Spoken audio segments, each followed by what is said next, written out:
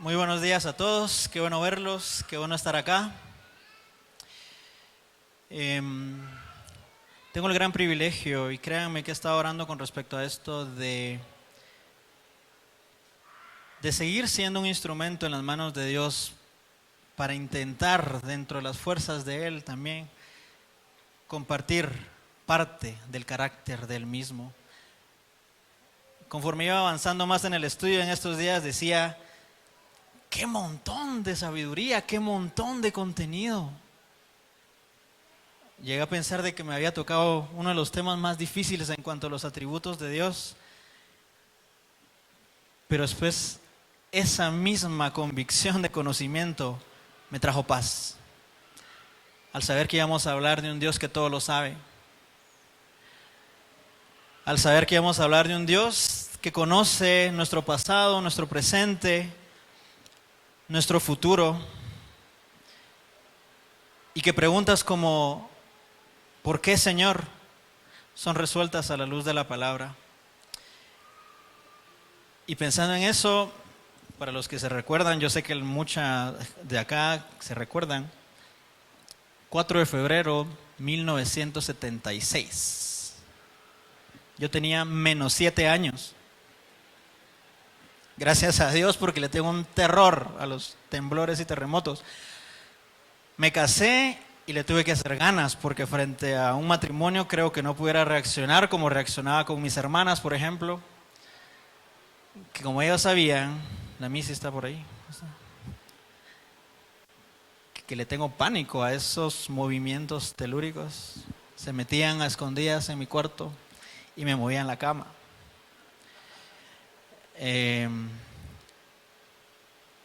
42 años de eso. ¿Cuántos estaban ya por estos rumbos? Yo solo sé de historias que mis papás, tíos, abuelitos nos han contado, y pareciera que el tiempo no pasa, porque después de 42 años siguen estando algunos recuerdos y consecuencias y secuelas de eso. Pero ponía a pensar que hoy, cabal, en la mañana que me desperté, 4 de febrero, hace 42 años fue un terremoto que el Señor mandó a Guatemala, donde murió mucha gente. Y me ponía a pensar, ¿lo sabía el Señor? ¿Qué pasa si hoy, después de 42 años, viene otro terremoto u otra situación adversa, y la pregunta tal vez va a ser la misma y va a estar vigente? ¿Lo sabe el Señor? El Señor sabe si mi familiar va a mejorar o no. El Señor sabe si voy a salir de este sentimiento. El Señor sabe si voy a poder superarlo. Y hermano, la respuesta a lo largo de toda la Biblia es sí. El Señor sabe, el Señor lo permite, el Señor es bueno, el Señor es soberano, que incluso si llegamos a perder la propia vida, Él lo sabe, y es su plan perfecto, maravilloso, bondadoso, sublime, a costas de nosotros. Entonces tal vez me estoy adelantando con lo que al final quisiera platicar, pero la conclusión que quisiera que nos lleváramos todos al estudiar esto es de que Dios sigue siendo bueno. Dios sabe lo que pasa lo que pasó, lo que está pasando y lo que pasará. Está dentro de su soberanía completa. Y que nosotros, como hijos de Él, concluyamos esta mañana engrandeciendo su omnisciencia, engrandeciendo su soberanía, reconociendo que somos tan pequeños, tan insignificantes, a la par del océano de conocimiento que es Dios. Señor, gracias te damos por esta mañana, gracias te damos por tu palabra. Gracias te damos, Señor, porque nos has dado la capacidad, Señor, juntamente con el regalo de la salvación, para poder ir conociéndote aún más. Señor, ese es el deseo máximo al cual podemos aspirar: conocerte, buscarte, entenderte, Señor, en la medida de nuestras posibilidades, Señor, y ver que somos tan insignificantes a la par tuya. Y aún así, Señor, tú tienes planes eternos para nosotros. Aún así, Señor, con lo omnipotente y omnisciente que eres, estás al pendiente del número de cabellos que tenemos en nuestra cabeza. Nada se te escapa, Señor, y al final de este día queremos decidir confiar en esa soberanía, confiar en ese conocimiento infinito, Señor, para que nuestra adoración y nuestra devoción hacia ti sea mucho mayor cada vez más. Te ponemos este tiempo en tus manos, Señor, en el nombre de Jesús. Amén. En sus boletines inicia hablando de Proverbios 9:10 y creo que el máximo objetivo que nosotros podemos tener como hijos de Dios es conocer a nuestro Padre, ¿verdad? Hemos venido hablando desde que inició el año de las diferentes características, atribuciones y cualidades de nuestro gran Dios, ¿verdad? Y miren lo que dice Proverbios 9:10, ahí está en su boletín, que no tengo. El temor de Jehová es el principio de la sabiduría, y el conocimiento del Santísimo es la inteligencia. Si queremos ser inteligentes y obedientes, aquí hay una línea que podemos seguir: conocer al Santísimo. Y hoy vamos a platicar acerca del atributo de Dios, únicamente de Dios, que es la omnisciencia. Omni, todo, ciencia, conocimiento o saber, ¿verdad? Dios todo lo sabe. Dios todo lo sabe. Y vamos a dividir tal vez la plática en dos y vamos a ver qué es lo que dice la Biblia con respecto a la omnisciencia de Dios. Y en base a eso vamos a saber cómo poder reaccionar ante esa omnisciencia prácticamente en nuestras vidas. Omnisciencia es el atributo de poseer todo el conocimiento. Y sabe que la Biblia no va a dejar ni una sombra de duda de la característica de la omnisciencia de Dios a lo largo de toda la historia, desde Génesis hasta Apocalipsis. Toda la gente que escribió, inspirada por Dios, los libros de la Biblia van a declarar enfáticamente el conocimiento pleno, infinito de Dios. No vamos a encontrar en la Biblia ninguna sombra de duda en lo cual alguien haya dicho, bueno, es que eso no sabía que el Señor lo iba a hacer.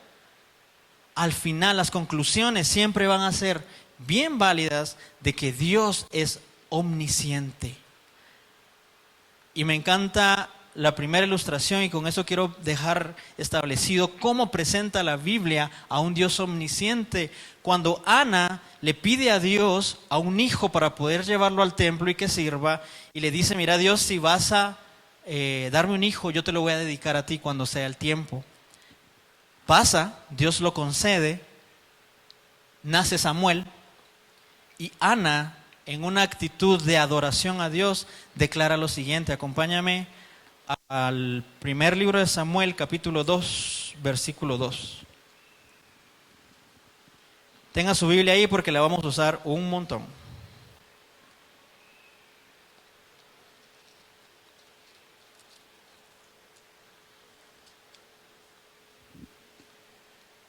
Leamos desde el 1, primer libro de Samuel, capítulo 2, versículo 1. Dice, y Ana oró y dijo, mi poder se regocija en Jehová, mi poder se exalta en Jehová, mi boca se ensanchó sobre mis enemigos, por cuanto me alegré en tu salvación. No hay santo como Jehová, porque no hay ninguno fuera de ti, y no hay refugio como el Dios nuestro. No multipliquéis palabras de grandeza y altanería, cesen las palabras arrogantes de vuestra boca, porque el Dios de todo saber es Jehová. Y a lo largo de toda la historia vamos a ver repetidas veces diferentes siervos del Señor diciendo, el Señor es conocedor de todo. Y la verdad es que es raro leer en nuestro idioma coloquial, el Dios de todo saber. El Dios de todo saber. Y así lo presenta Ana, una sierva que tal vez no pasó desapercibida en algún momento, pero a lo largo de la Biblia vamos a ir viendo. Y pensando un poquito en el concepto de omnisciencia, yo decía, ¿qué ejemplo puedo poner para entender lo que significa la omnisciencia?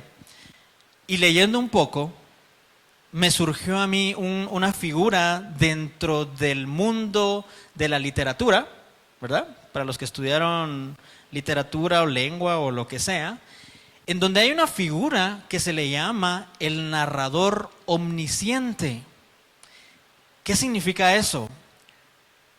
Para todos los que hemos visto películas de Disney, de las un poquito más antiguas, ¿verdad? En donde hablan de castillos, princesas, príncipes. ¿Cómo empieza una caricatura de Disney?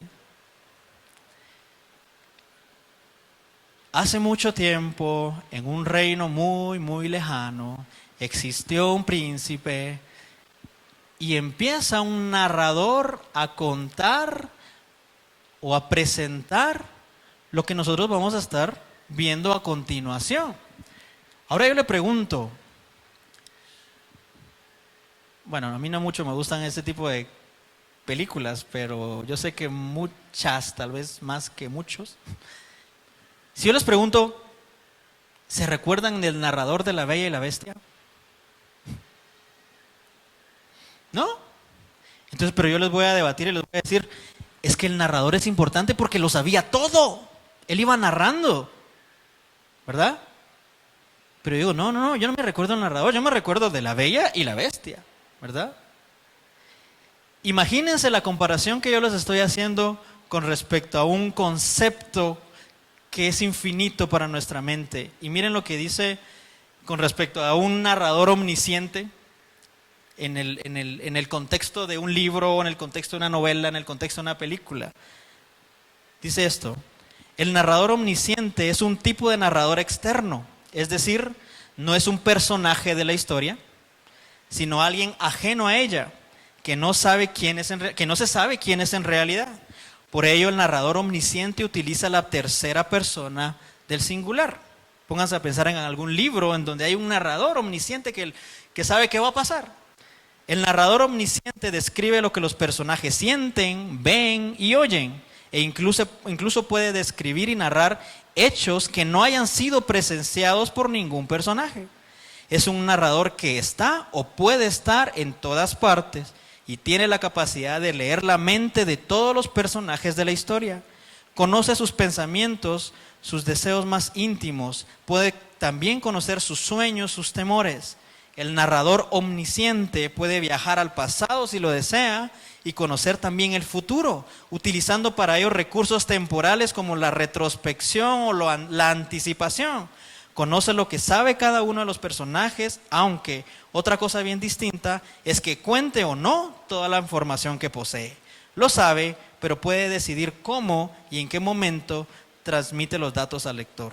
Por todo esto, al narrador omnisciente a menudo se le conoce como el narrador Dios.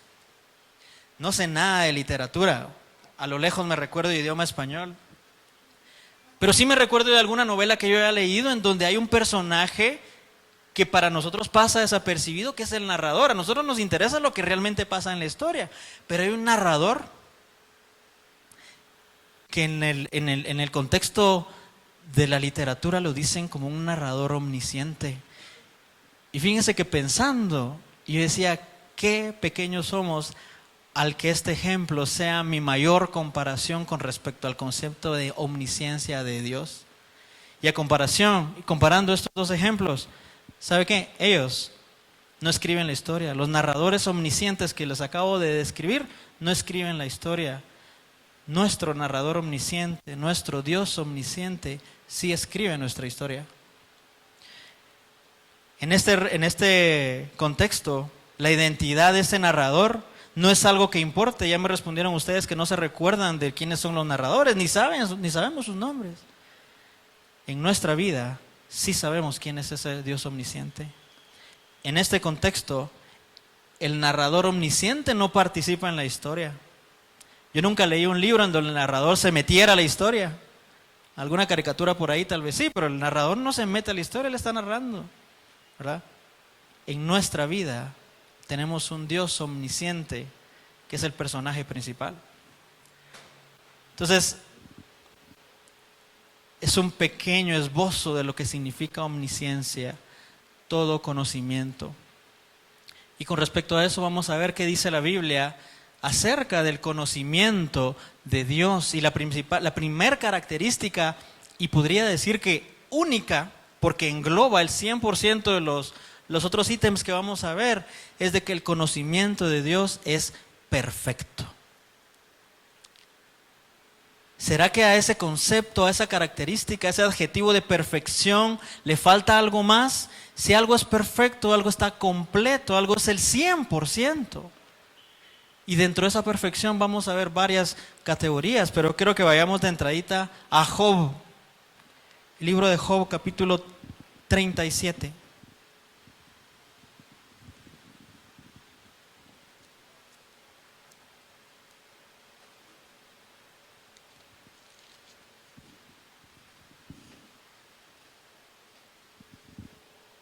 Job capítulo 37, versículo 14.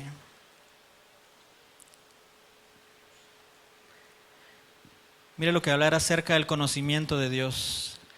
Escucha esto, Job. Detente y considera las maravillas de Dios. ¿Sabes tú cómo Dios las pone en concierto y hace resplandecer la luz de su nube? ¿Has conocido tú las diferencias de las nubes? Las maravillas del perfecto en sabiduría. ¿Por qué están calientes tus vestidos cuando Él sosiega la tierra con el viento del sur? ¿Extendiste tú con Él los cielos, firmes como un espejo fundido? Muéstranos qué le hemos de decir, porque nosotros no podemos ordenar las ideas a causa de las tinieblas. ¿Será preciso contarle cuando yo hablaré? Por más que el hombre razona, quedará como abismado. Los amigos de Job le están diciendo y le están mostrando a un Dios que Job solo había escuchado de oídas, pero ahora lo estaba viendo realmente. El conocimiento de Dios como característica principal es que es perfecto. Escuche lo que dice un teólogo, A.W. Tozer.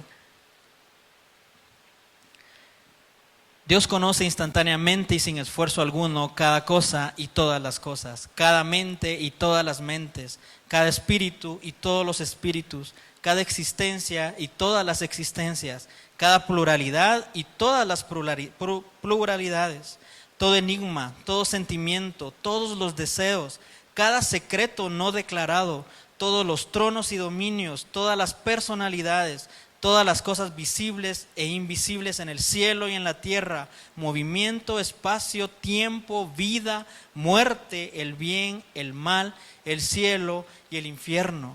Porque Dios conoce todas las cosas perfectamente, Él no conoce alguna cosa mejor que otra, sino que las conoce a todas por igual. Él nunca descubre nada, nunca se sorprende, nunca se asombra, nunca se siente intrigado tocante a alguna cosa, ni busca información o hace preguntas. Imagínense si la omnisciencia de Dios no fuera parte de su soberanía, a Dios lo agarraríamos, como decimos, en curva. Y más adelante vamos a ver que hay una corriente de pensamiento que dice que lo podemos agarrar en curva, pero la Biblia es clara que no. Y dentro de esa perfección, yo quiero nombrar solo 2 o 3 cosas que están incluidas dentro de esa perfección. Y la primera es de que el conocimiento de Dios es simultáneo. No es sucesivo como nosotros, es decir, nosotros vamos conociendo, nosotros nacemos, y pregúnteme si me recuerdo qué fue lo primero que vi o no me recuerdo. Estoy seguro que usted tampoco. Vamos conociendo y de entradita no se nos ponen a descifrar ecuaciones diferenciales en segundo, no, vamos sucesivamente conociendo, porque así es nuestra capacidad. A comparación nuestra, Dios tiene un conocimiento simultáneo, no sucesivo. Miren lo que dice Hebreos capítulo 4, versículo 13.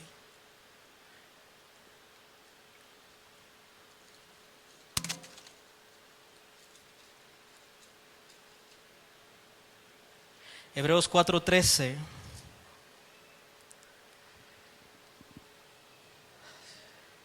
Y no hay cosa creada que no sea manifiesta en su presencia. Antes bien, todas las cosas están desnudas y abiertas a los ojos de aquel a quien tenemos que dar cuenta. en nuestra necedad y en nuestro pecado no pretendamos creer que la omnisciencia de Dios es igual a la que nosotros podamos tener en nuestra mente. Dios lo sabe todo simultáneamente. La otra cosa es que el conocimiento de Dios es independiente, no es dependiente de nadie. Él no recibe su conocimiento de nadie ni nada externo a sí mismo. Regresemos, Isaías capítulo 4. Y a mí me encanta cuando Dios es en cierta forma sarcástico, haciendo unas preguntas que la respuesta la sabemos pero de sobra. Isaías 40, 13.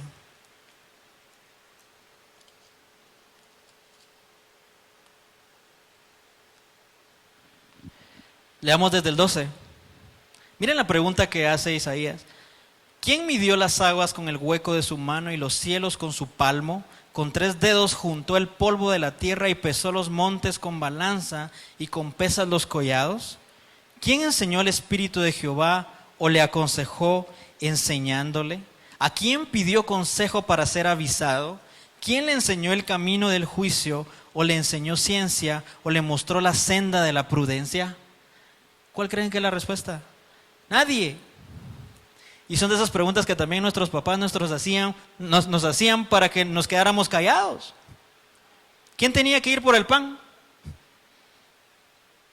Entonces, no tenemos otra respuesta ni argumento para decir es que fijad. No, hay una única respuesta y en la pregunta va implícita esa respuesta. Nadie. 1 Corintios 2:16 dice, ¿quién conoció la mente del Señor? ¿Quién lo instruirá? La respuesta vuelve a ser lo mismo. Nadie. No solo el conocimiento de Dios es simultáneo, no solo es independiente.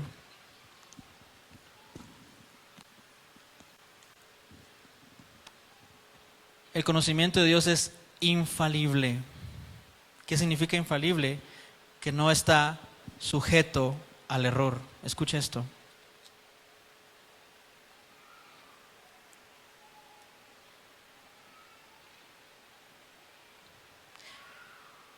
Omnisciencia divina significa que Dios no tiene creencias falsas. No solo son todas las creencias de Dios verdad, sino que el alcance de su conocimiento es total. Él conoce todas las proposiciones verdaderas. Dios siempre está correcto en lo que sabe. Imagínense que yo creo que su cumpleaños es mañana. Creo. Y como somos así de bonachones, los chapines y todo, no tenemos pena de nada. Mañana llego, y porque le tengo un poquito de confianza, no creo que lo haría si no le tengo confianza. Y le doy su abrazo. Ha pasado, me ha pasado. Feliz cumpleaños vos, ¿verdad? Entonces me abrazar, obviamente, no sabe qué abrazar. Me va a decir, bueno, gracias por tu abrazo, pero mi cumpleaños es en octubre. Entonces uno, de retroceso. Es que yo creí que era hoy. No, es en octubre. Y me conoces hace 20 años. Y siempre pasa esto. No, eso sería muy extremo, pero si se dan cuenta, lo que yo creía no empató con lo que es verdad. A eso me refiero cuando la Biblia dice que el conocimiento de Dios es infalible. Siempre todo lo que Dios ha planteado, y se podría decir de esta forma, cree, es cierto. Si el Señor ha establecido algo para nuestras vidas, Él lo va a cumplir porque el conocimiento de Dios no tiene margen de error. Y eso tiene que ver mucho con un tema que realmente a mí me apasiona y lo sigo estudiando y me sigue costando más ir más allá, y es la soberanía de Dios. Tenemos un Dios soberano. Avanzando, el conocimiento de Dios es simultáneo, es independiente, es infalible, es infinito. Vamos a leer 4 versículos seguiditos. Empecemos por Salmo 147.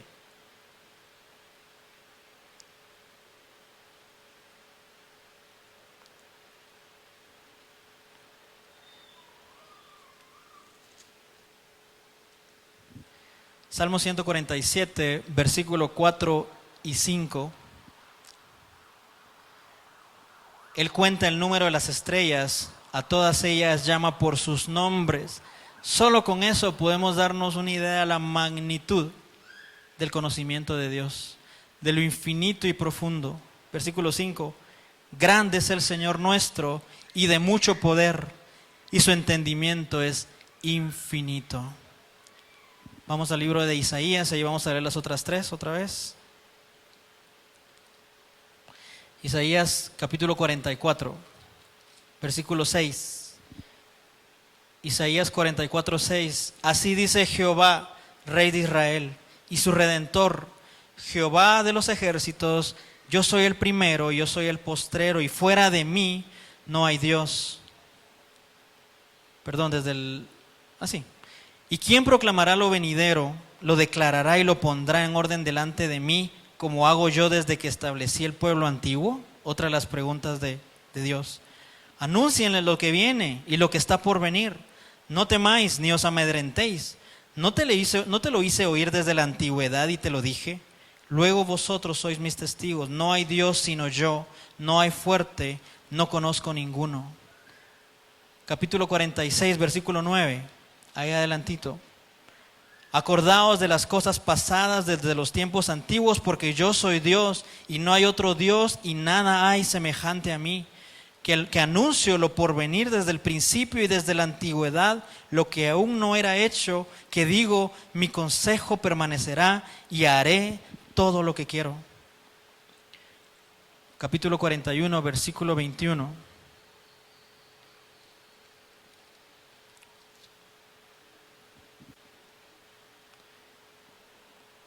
Alegad por vuestra causa, dice Jehová, presentad vuestras pruebas, dice el Rey de Jacob. Traigan, anúncienos lo que ha de venir, díganos lo que ha pasado desde el principio y pondremos nuestro corazón en ello. Sepamos también su postrimería y hacednos entender lo que ha de venir. Esto es sarcasmo, hermanos. Dadnos nuevas de lo que ha de ser después, para que sepamos que vosotros sois dioses, o a lo menos haced bien o mal para que tengamos que contar y juntamente nos maravillemos. He aquí que vosotros sois nada, y vuestras obras vanidad. Abominación es el que os escogió. Del norte levanté a uno y vendrá, del nacimiento del sol invocará mi nombre, y pisoteará príncipes como lodo y como pisa el barro el alfarero. ¿Quién lo anunció desde el principio para que sepamos, o de tiempo atrás y diremos es justo? Cierto, no hay quien anuncie, sí, no hay quien enseñe, ciertamente no hay quien oiga vuestras palabras. Yo soy el primero que he enseñado estas cosas a Sión, y a Jerusalén daré un mensajero de alegres nuevas. La primera parte es, está bien, demuestren que ustedes están en lo correcto diciendo de que ustedes son los que saben los tiempos, de que ustedes tienen el conocimiento infinito. No pueden, ¿verdad? La respuesta es no pueden. Bueno, entonces yo les voy a decir quién sí puede. Yo, el Dios fuerte.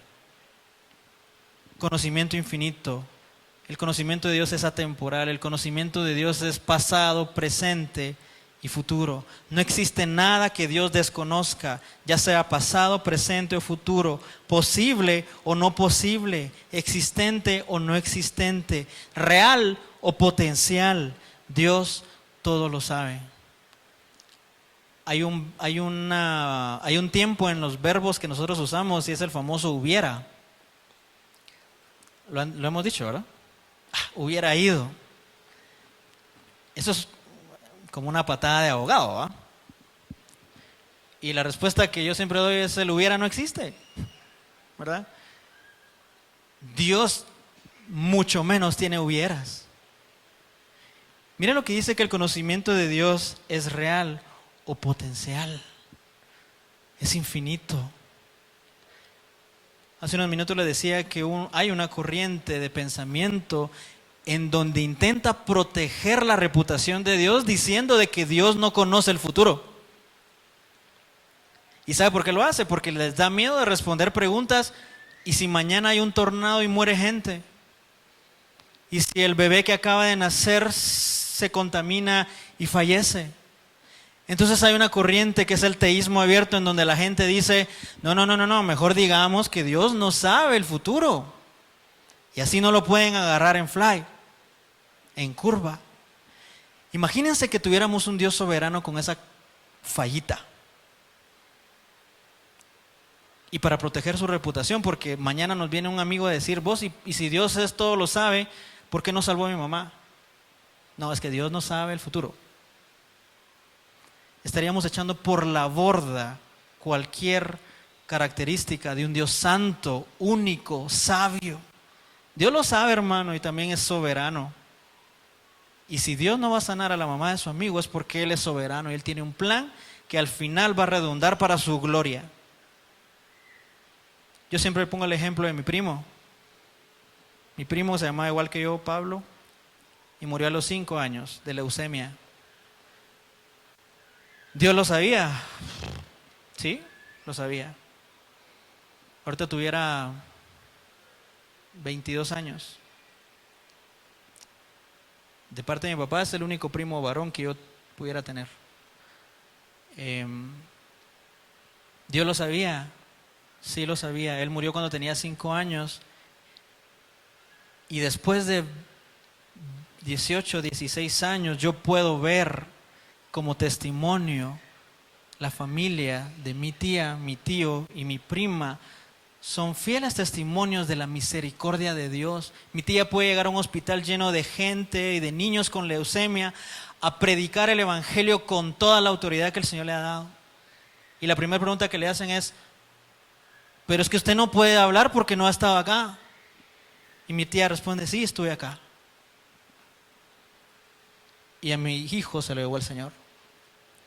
Y aún así, Dios es bueno, Dios es soberano y le sigo dando la gloria a Él. Todo lo que el Señor permite en su omnisciencia siempre, aunque no lo veamos de entradita, siempre va a redundar para darle la gloria a Él. Porque ese es el objetivo nuestro. Incluso si morimos nosotros, el objetivo nuestro como criaturas de Dios es darle la gloria a Él con lo que nos pase. Seamos intencionales entonces a la hora de hacer eso. Voy terminando. Tal vez son cosas un poquito teológicas o teóricas las que hemos visto, pero ¿sabe cuál es otra de las características del conocimiento de Dios? Es simultáneo, no depende de nadie, es infalible, es infinito. Pero ¿sabe cuál es lo más lindo de pensar del conocimiento de Dios? Es que Dios nos conoce, a usted y a mí, a sus hijos. Y el capítulo por excelencia en la Biblia que habla acerca de la omnisciencia de Dios es el que vamos a ver ahorita, y Leo lo decía hoy en la alabanza, Salmo capítulo 139.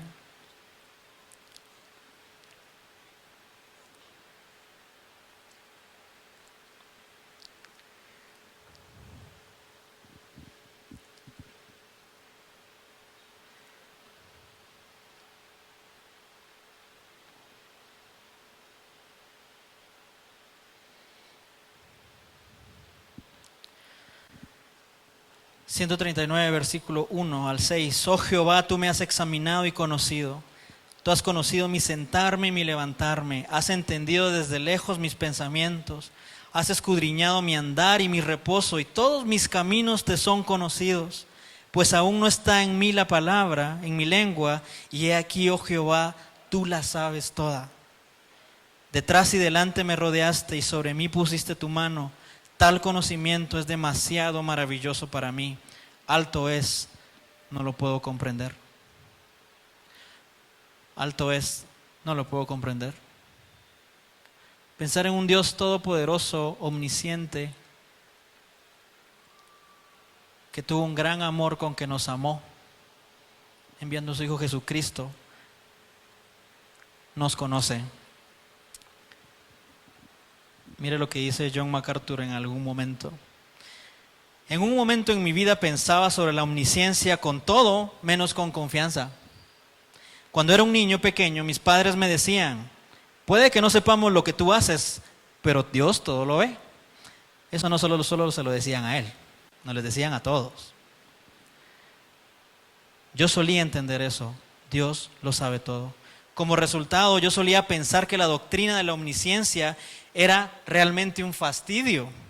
¿Qué problema? Dios me conocía en maneras que yo no quería ser conocido. Después estudié Juan capítulo 21 y recordé la conversación de Pedro con Jesús en los días cerca del lago, luego de que Pedro firmemente negó el conocerle.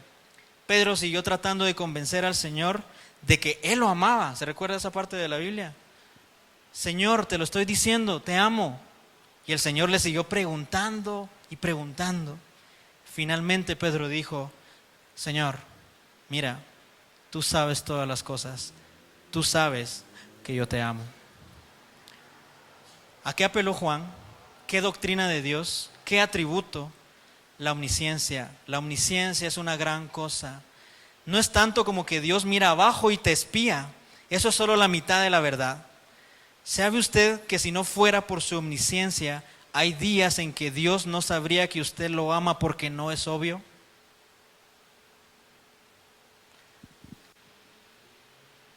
¿Sabía que si no fuera por la omnisciencia de Dios, Él pudiera decir: no, este cuate no tiene frutos, este cuate dice que me ama y no? Dese cuenta cómo el carácter tan sublime de la omnisciencia de Dios está lleno de misericordia hacia nosotros. Yo soy el primero que digo, hay días y tal vez muchos días seguidos, semanas en donde si alguien de ustedes me pregunta: ¿vos amas al Señor? Sí, lo amo. Y Dios atrás, pues no se nota, man. Solo porque Dios es omnisciente por excelencia, lo sabe. Y si Él no lo supiera todo, Él no sabría que a usted le importa. Yo supongo que en mi vida hay muchos días en que yo no me distingo de la vida de una persona del mundo. ¿Está usted de acuerdo en que esto también pasa en su vida? ¿Cómo sabe Él que a mí me importa? Él tiene que saber mucho.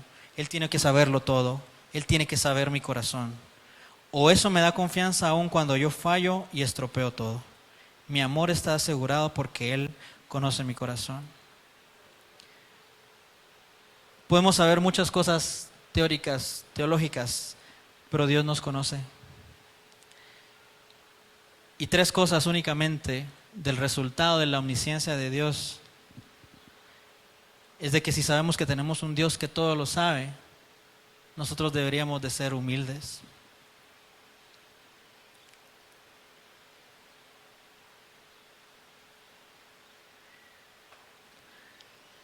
No hay nada que haga al hombre más propenso a ser orgulloso que su conocimiento.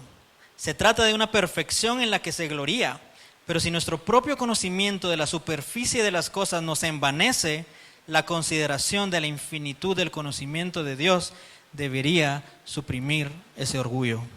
A medida que nuestros seres son nada en lo que se refiere a la infinitud de su esencia, así nuestro conocimiento es nada en lo que se refiere a la inmensidad del entendimiento de Dios. Tenemos una chispa de ser, pero nada en comparación con el calor del sol. Tenemos una gota de conocimiento, pero nada en comparación con el océano divino. Qué cosa vana es de un arroyo poco profundo presumir de sus corrientes ante un mar cuyas profundidades son insondables. Cómo es vanidad presumir de nuestra fuerza cuando recordamos el poder de Dios y de nuestra prudencia cuando pensamos en la sabiduría de Dios. Así también no es menor vanidad presumir de nuestro conocimiento cuando pensamos en el entendimiento y el conocimiento de Dios. Es imposible que yo no sea humilde entendiendo que Dios es omnisciente. Si el Señor me conoce y es omnisciente y sabe todo, eso me da a mí confianza y seguridad. Vamos rapidito a Mateo capítulo 6, versículo 7.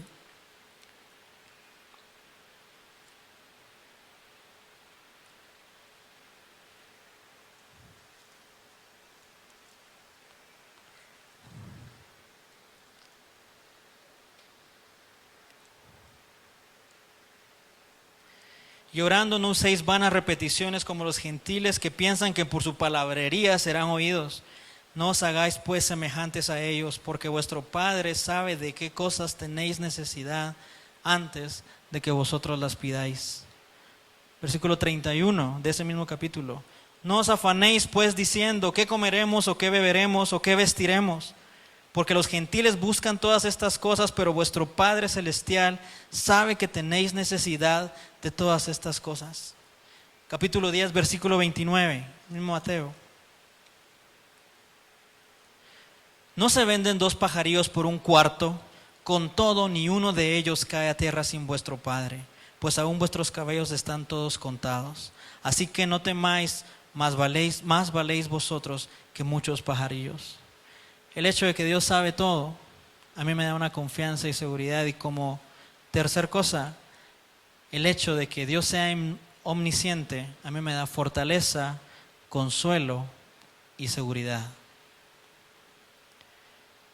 Leo, empezaba el tiempo de alabanza hablando del último versículo que voy a leer, no lo busque. Es la conclusión del capítulo 139 de Salmos. ¿Qué vamos a hacer con respecto a una característica tan sublime, tan grande, tan inexplicable como es la omnisciencia de Dios? Con los jóvenes mayores estamos estudiando Segunda de Tesalonicenses, y el problema en esa carta era que, a pesar de que Pablo les había enseñado a los tesalonicenses cómo iban a ser los eventos futuros de la segunda venida del Señor, ellos empezaron a sufrir persecución, ¿verdad? Entonces Pablo les escribió la primera carta para hablarles con respecto a eso, y fue necesaria una segunda carta para remarcar, diciéndole: hermanos, el Señor va a venir, pero todavía no, tranquilos. Para mucha de esa gente, el hecho de que el Señor regresara era conflicto. ¿Por qué? Era temor, era terror. Y saben que estas condiciones no han cambiado al día de hoy. Cuando uno predica acerca de la venida del Señor, más de algunos decimos: ¿en qué momento viene? Y otros podemos decir: Maranata, Señor, ven ya. Igual pasa con la omnisciencia de Dios. ¿Cómo vamos a responder? Dios todo lo sabe, qué fastidio de verdad. O vamos a responder como el salmista decía en Salmo 139, 23. Examíname, oh Dios, y conoce mi corazón.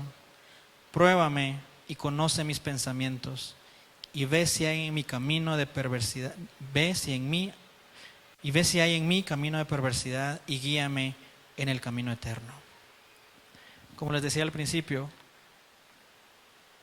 personalmente eso quiero que sea el reto en mi vida. Sabiendo que Dios es un Dios omnisciente, que todo lo sabe, que es tan alejado de mi pensamiento, yo lo único que puedo decir es: Señor, pruébame y conoce mis pensamientos, y ve si hay en mí camino de perversidad, y si lo hay, mejor guíame por el camino eterno. Que esa sea nuestra convicción, nuestra postura frente a un Dios que todo lo sabe. Vamos a orar.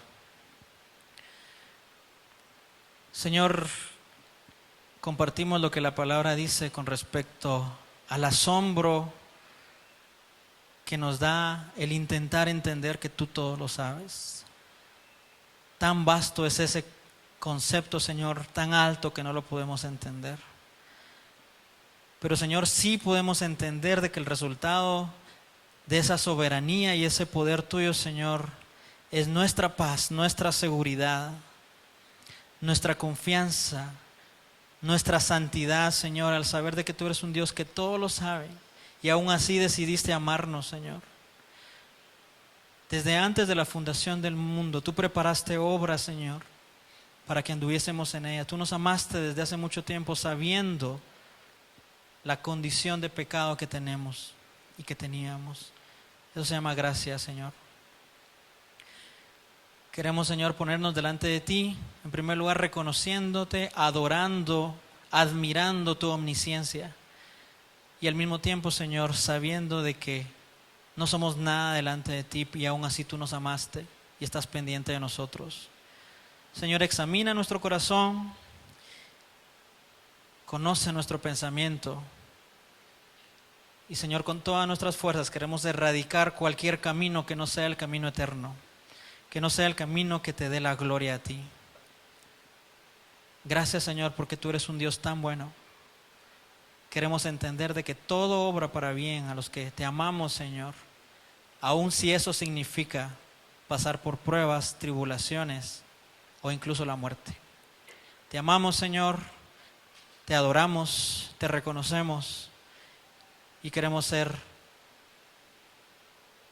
instrumentos, Señor, útiles en tus manos. Gracias, Señor, en el nombre de Cristo Jesús. Amén.